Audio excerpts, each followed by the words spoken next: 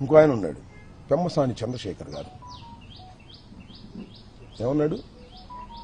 24 గంటల్లో సినిమా చూపిస్తానన్నాడు. చూపించావు. 24 గంటల్లో కాదు, సినిమా పెద్ద సినిమా చూపించావు బా. ఎంత సినిమా చూపించావు? 18 రోజులు సినిమా చూపించావు. నా ఇల్లు పగలగొట్టడంలో సినిమా చూపించావు. నా కార్లు ధ్వంసం చేయడంలో సినిమా చూపించావు. నా ఆఫీసు ధ్వంసం చేయడంలో సినిమా చూపించావు. నా భార్య బిడ్డలు ఇంట్లో ఉంటే తరిమి కొట్టే సినిమా చూపించావు. లాకప్లో పడేసే సినిమా చూపించావు. రాజమండ్రి సెంట్రల్ జైల్లో 18 రోజులు ఉండే సినిమా చూపించావు. అవునయ్యా పెమ్మసాని, ఇంత పెద్ద సినిమా తీసావే, బాగా డబ్బున్నాడు కదా. ఎవడు దీనిలో హీరో? ఎవడు దీనిలో హీరో? ఇల్లు తగలేసిన వాడు హీరోనా? జైల్లో ఉన్నవాడు హీరోనా? చెప్పని అడుగుతా ఉన్నా.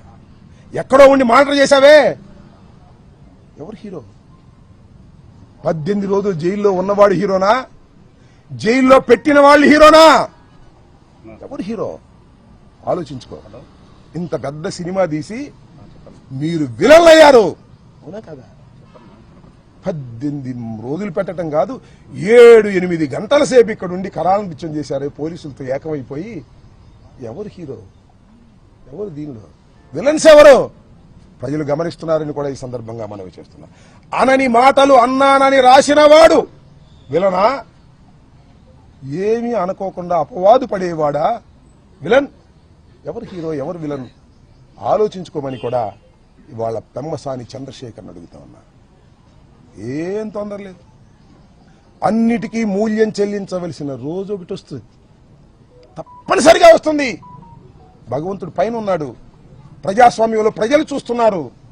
అన్యాయాన్ని అన్యాయం అంటారు. ఆ గొంతు ఇప్పుడు వినిపించకపోవచ్చు, ఇప్పుడు సమయం వచ్చినప్పుడు వినిపిస్తుందని కూడా ఈ సందర్భంగా నేను